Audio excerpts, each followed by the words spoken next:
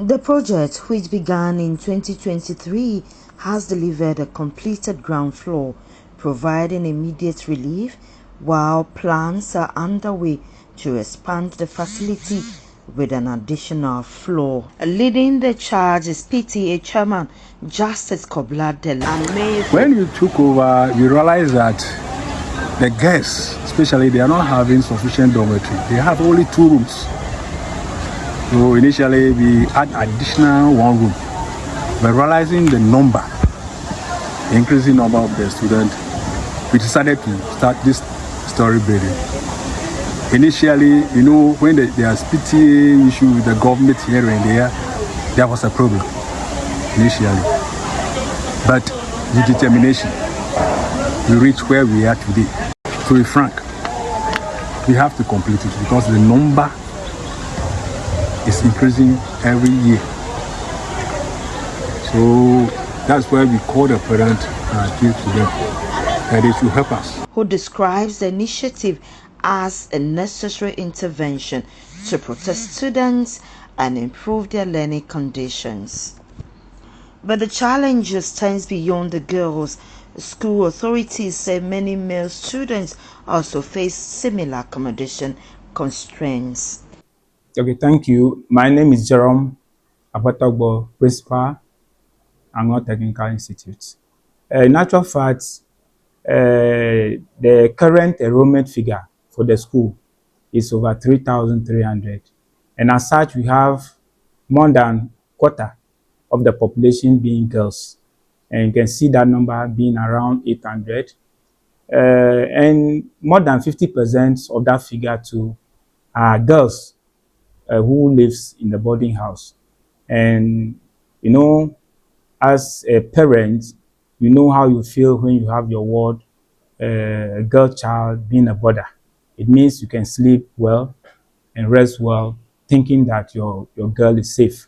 And that's why we are happy today to have the ground floor for the girls' dormitory that the PTA has been constructing to be handed over to us today. We are happy. I would say that even though we have been given this ground floor for the girls' dormitory, we still need more, at least 500 capacity girls' dormitory from the government, and also for the boys. I think we have more boys in the boarding house than the day boys. Therefore, the boys who need at least 500 capacity boys dormitory so that they can also have, for some time now, the boys too have been suffering for where to sleep. The campus roads, what happens nowadays is that when vehicles come, when they bring food to the school, this area is sandy. So the vehicles get stuck in the sand. And as such, we have to be pulling out those vehicles from the sand. So the campus road, we need help for them to be constructed to us. Classrooms are not enough because of the population explosion. Nowadays, people are racing for technical education because of the job issues. We don't have administration block. And in actual fact, we have almost getting to 2,000 of our student population being boarders. And as such, we don't have a befitting dining hall. And our students have to be going to dining in shifts, in batches. So, dining time is around 30 minutes. But imagine our students have to be going to dining batches of somewhere around 5 different shifts.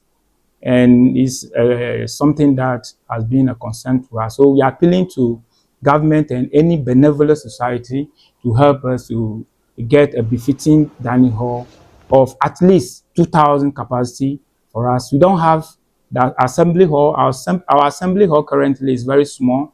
And, during our assembly, it takes somewhere only 500 students. Remember, we are over 3,000. But thankfully enough, the transitional calendar that we are running is what is helping us to manage the small facilities that we have. I can tell you that our students don't go for excursions any longer.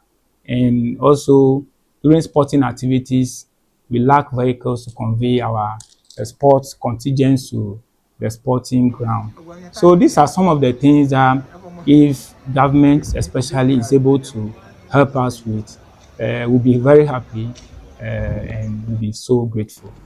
So far, the PTA has invested over 800,000 Ghana cedis into the project. However, the association warns that delays in completing the upper floor could expose the structure to damage, increasing future costs.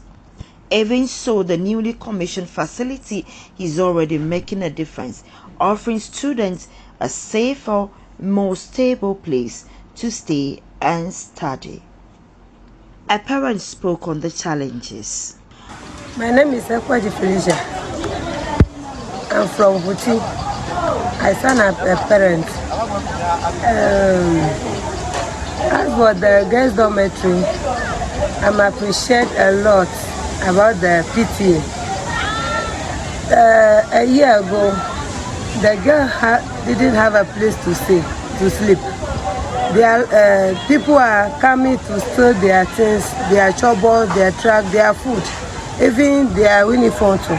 But right now they have a lot of space, a lot of nice place to sleep, and they have fan, lights, iron table, everything. So they are now free. They are feeling comfortable.